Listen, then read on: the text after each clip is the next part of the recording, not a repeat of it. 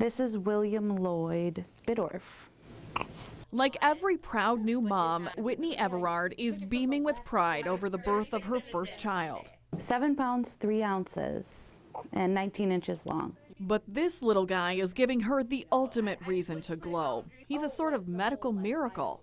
Definitely not where I thought I would be not even 2 years after, a year and a couple months after, but really happy with what we have.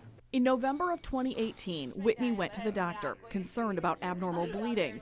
Weeks of testing and waiting turned into a dreaded diagnosis, a tumor in her uterus that had to be removed just to find out what it was. Whitney had a low-grade endometrial stromal sarcoma, which is less than 0.2% of the uterine cancers that get diagnosed every year. So it's about a 1 in a million type of uterine cancer. And at only 26 years old, almost unheard of. Brevea gynecologic oncologist Dr. Aaron E. Stevens remembers telling Whitney the best medical treatment was a second surgery to perform a complete hysterectomy, eliminating any chance of her getting pregnant and having children. She said, "Thank you very much for your opinion, but no, I'm not going to have a hysterectomy." I wasn't going to let not knowing what was going to happen decide that we would never have kids.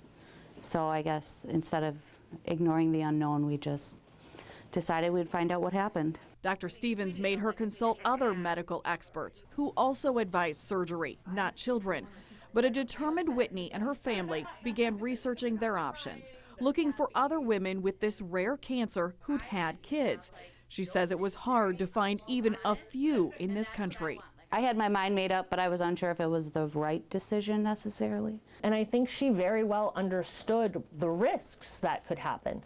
But we can't predict the future. And just because cancer behaves a certain way in a textbook doesn't mean we have to follow the textbook, because cancer also doesn't behave the way we write about it in a textbook. So a few months after removing the tumor and seeing no signs of more cancer, Dr. Stevens gave her the blessing to try for children. Barely 3 months after that, an elated Whitney called with good news. How did this happen so fast? Her team of doctors, including her obstetrician and Dr. Stevens, carefully monitored Whitney through the entire pregnancy, unsure what would happen. This is a hormonally sensitive cancer. It grows with estrogen. And the risk of being pregnant when your hormone levels with estrogen and progesterone go sky high is that if there were cancer cells left behind that I couldn't see with my eyes at the time of surgery, her cancer could grow during her pregnancy. But at 36 weeks and 1 day, Whitney delivered a healthy boy via C-section and no sign of any cancer.